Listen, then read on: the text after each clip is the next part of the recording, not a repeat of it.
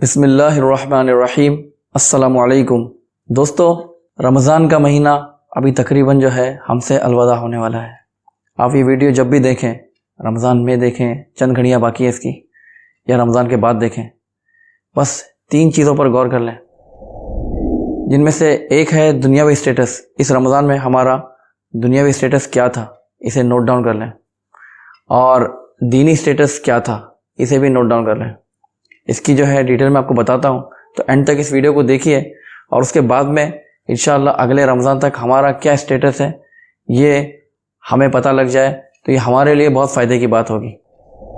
हमारे बुज़ुर्गों का तो ये हाल था कि उनमें से बाज़ जो है वो आधा साल तकरीबन जो है रमज़ान से पहले इसकी तैयारियां करते रहते थे, अपने आप को फ्री कर लेते थे, और रमज़ान में अपने आप को फारिग करके जो है अल्लाह की इबादत में लग जाते थे। और रमज़ान जाने के बाद जो आधा साल होता, उसमें ये लोग रोते, गिरिया विजारी करते, अल्लाह ताला से दुआएं करते कि अल्लाह हमारी इबादत है तो अपनी बारगाह में कबूल फरमा ले, और जितनी कमियां कोताहियां हुई उसे मुआफ़ फरमा दे। वो लोग ऐसा क्यों करते थे, आपको सोचकर शायद कुछ अजीब लगे, मगर ये अजीब इसलिए लगता है क्योंकि हमारा दीन के मामले में इंटरेस्ट कम होता है, और हमारा जो है एफर्ट्स जो है वो भी दीन के मामले में कमी होता है। अब एग्जाम्पल के तौर पर आप ये ले लें कि जिनकी हैवी इन्वेस्टमेंट होती है ना मार्केट में, और मार्केट में जब फिर कुछ उतार चढ़ाव हो जाए तो उनकी धड़कनें तेज़ हो जाती हैं। अगर नुकसान हो जाए तो बंदे की जो है जान ही निकल जाती है। वही हाल इन लोगों का होता था। हमारे बुजुर्ग जो थे, ये लोग नेकियों के मामले में बहुत ज़्यादा सीरियस थे, क्योंकि इनको पता था कि ये दुनिया जो है ये समंदर में से एक बूंद की तरह हमारी ज़िंदगी है, और समंदर हमें जो है वो आखिरत में जीना है। इसीलिए ये लोग जो है इस मामले में सीरियस भी ज़्यादा थे। इसकी और एक एग्जाम्पल अगर आप ले लें तो ये है कि किसी बंदे के पास जो है 50-100 की सी पड़ी हुई हो नोट, और वो बाहर निकले तो एकदम आराम से घूमता फिरेगा, उसे कोई फिक्र ही नहीं होगी। लेकिन अगर किसी के पास बैग में जो है लाखों रखे हो ना, तो एक एक कदम फूक फूक कर रखेगा। तो हमारा हाल भी शायद ऐसे ही है नेकियों के मामले में। एकदम जो है ना 50-100 को ऐसा लग रहा है हम लोगों के हमने करोड़ों कमा लिए, बहुत खुश हैं हम लोग नेकियों के मामले में। तो इसीलिए शायद जो है ना हम लोग उस मामले में इतने बेफिक्र होकर घूम रहे हैं कि एहसास ही नहीं, और ना कोई इम्प्रूवमेंट करने की चाहत है। बस जितना नेकियां मिल गई बस अल्हम्दुलिल्लाह अल्हम्दुलिल्लाह अल्हम्दुलिल्लाह अल्हम्दुलिल्लाह, ये अल्लाह का एहसान है, अल्लाह की हम्द करती रहनी चाहिए। लेकिन प्रैक्टिकली भी कुछ अल्हम्दुलिल्लाह हमारे आमाल से भी तो जाहिर हों। तो स्टेटस हमारा आज की डेट का जो है, रमज़ान की 30th का ले लें, 29 का ले लें, या रमज़ान के बिगिनिंग का ले लें, एक नोट कर लें कि रमज़ान की इस डेट में जो है मेरा फाइनेंशियल स्टेटस ये था। मेरे पास घर, उसकी मोटी मोटी चीज़ें, कार, जो भी सारी चीज़ें हैं, उसके अलावा जो फाइनेंस, जो अमाउंट, जो कैश इन हैंड सारी चीज़ें आपके पास हैं, जिस पर आपने ज़कात दी, जो गोल्ड था, सारी चीज़ें, उसे भी नोट कर लें। इतना गोल्ड था और उस पर जो है मैंने इतनी ज़कात निकाली। इंशाअल्लाह अगले साल जो है आप देखेंगे कि जितनी आपने ज़कात निकाली है उससे ज़्यादा उस बार आप ज़कात निकालेंगे। ज़कात ज़्यादा इसलिए तो निकल रही है कि हमारा जो है असेट है वो भी बड़ा है, जो हमारी प्रॉपर्टी है वो भी बड़ी है। तो अल्लाह की राह में देने से जो है ये माल कम नहीं होता, बरकत अल्लाह की तरफ से ही हमें मिलती है। तो इसी तरीके से हमें चाहिए कि दीन के मामले में भी अपना स्टेटस नोट कर लें। दीन के मामले में हमारी नमाज़ें, हमारी जो खैरात हम लोग करते हैं, ये भी इसमें शामिल है।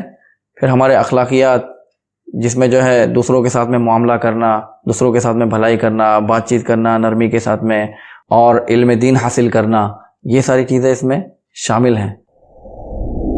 अभी देखें ना कि दुनिया के मामले में आज हम लोग जिस भी पोजीशन पर हैं, हम लोगों ने उसका इल्म हासिल किया, फिर प्रैक्टिकली काम किया। शुरुआत में हमारी सैलरी कम थी, फिर उसके बाद में बढ़ते बढ़ते बढ़ते इम्प्रूव होते गए, तब जो है आज एक अपना घर चलाने के लायक हम बने।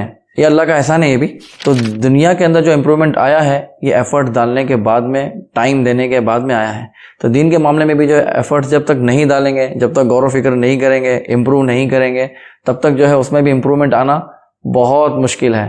अल्लाह ताला का इरशाद है, वअन लैसा लिल इंसानी इल्ला मा सआ।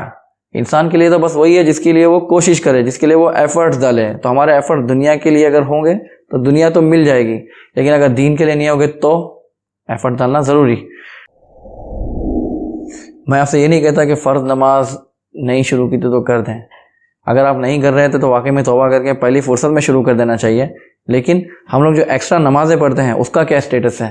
5 टाइम की नमाज़ें तो पढ़नी है। हमारी ज़िंदगी में आने का मकसद ही अल्लाह की इबादत है। तो 5 वक्त की नमाज़ों के अलावा हम लोग एक्स्ट्रा कितनी नमाज़ें पढ़ रहे हैं? नफली रोज़े हम लोग कितने रख रहे हैं?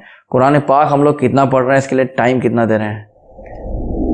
हमारे इस्लामी भाई इस्लामी बहनें बहुत सारे ऐसे होते हैं जो रमज़ान में ज़्यादा कुरान शरीफ पढ़ते हैं, 2-2, 3-3, 4-4 बल्कि और भी ज़्यादा पढ़ते हैं। ये अल्लाह ताला की तरफ से तौफीक है कि टाइम दे रहे हैं हम लोग उसकी तरफ।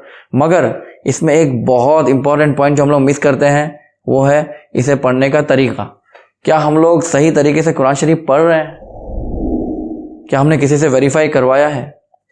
ज़रूरी है कि हम इस तरफ भी सोचें कि हमारा इम्प्रूवमेंट जो है वो हो रहा है कि नहीं, हम लोग जो पढ़ रहे हैं इसमें क्वालिटी है कि नहीं।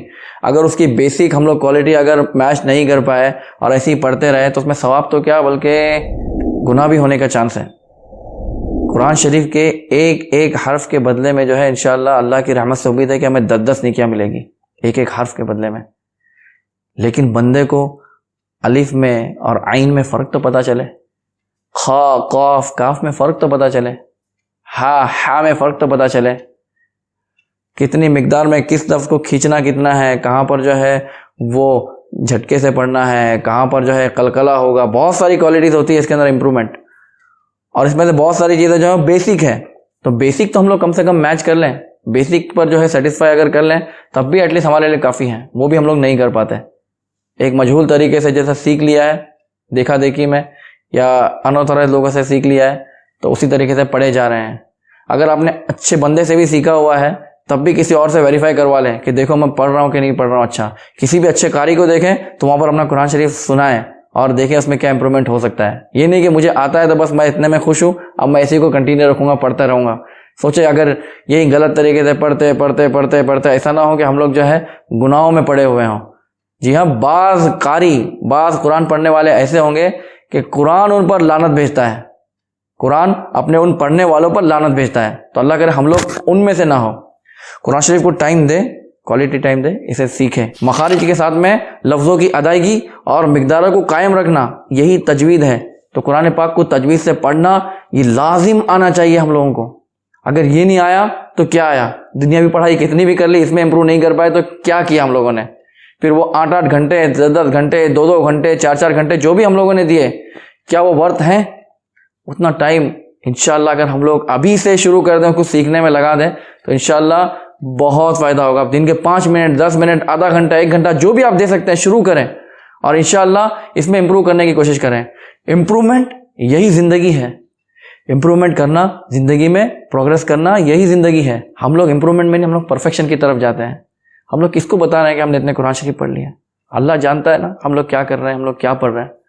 तो हम लोगों को चाहिए कि हम लोग जिस तरीके से वो कुरान उसने नाजिल फरमाया है उसको उसी तरीके से पढ़ने की कोशिश करें, दुरुस्त मखारिज के साथ में, अरबों के लहजे में, एटलीस्ट बेसिक क्वालिटी मेंटेन करते हुए। तो आने वाले दिनों में टाइम देना है कुरान शरीफ को सीखने के लिए। इंशाअल्लाह मेरी भी नीयत है कि मैं इस पर भी वीडियोस बनाऊंगा। अभी पूरा विजुअलाइज नहीं कर पाया मैं इसमें कितने वीडियोस बनेंगे, लेकिन कोशिश होगी कि कम से कम टाइम में जो है इसकी प्रैक्टिस मैं करवा सकूं आप लोगों को।